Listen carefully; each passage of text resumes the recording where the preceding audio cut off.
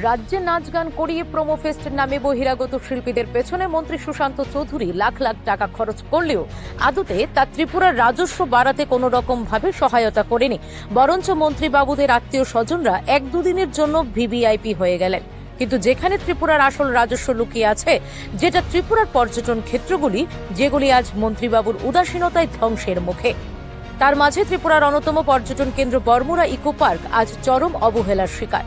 জাতীয় সড়কের পাশে অবস্থান হওয়া সত্ত্বেও পর্যাপ্ত রক্ষণাবেক্ষণ এবং পরিচর্যার অভাবে পার্কের পরিবেশ এবং পরিকাঠামো মারাত্মকভাবে ক্ষতিগ্রস্ত হয়েছে। পার্ক চত্বরে ছড়িয়ে থাকা আবর্জনা এবং প্লাস্টিক বর্জ্য পরিবেশ বান্ধব ভাবমূর্তিকে প্রশ্নের মুখে ফেলছে। সবচেয়ে উদ্বেগজনক পরিস্থিতি শৌচালয়গুলিকে ঘিরে। দীর্ঘদিন পরিষ্কার না হওয়ায় সেগুলি কার্যত ব্যবহারের অযোগ্য হয়ে পড়েছে। এর ফলে পরিবার এবং মহিলা পর্যটকদের ভোগান্তি চরমে উঠেছে। দপ্তরের উদাসীনতার কারণেই এবছর পিকনিক মরশুমে পর্যটকদের উপস্থিতিও কমেছে বলে অভিযোগ। পর্যটন সম্ভাবনায় ভরপুর এই ইকো পার্কের এমন দশা রাজ্যের পর্যটন ভাবমূর্তিকে ক্ষতিগ্রস্ত করছে বলে মত স্থানীয়দের। এখন প্রশ্ন, সংশ্লিষ্ট দপ্তর কি আদৌ ব্যবস্থা নেবে, নাকি বর্মুরা ইকো পার্ক অবহেলায় হারিয়ে যাবে তার পুরনো গৌরব? এইসব কি সংবাদ মাধ্যমের হেডলাইনই হয়ে থাকবে, নাকি সত্যি অর্থে কাজ করবেন মন্ত্রীবাবুরা?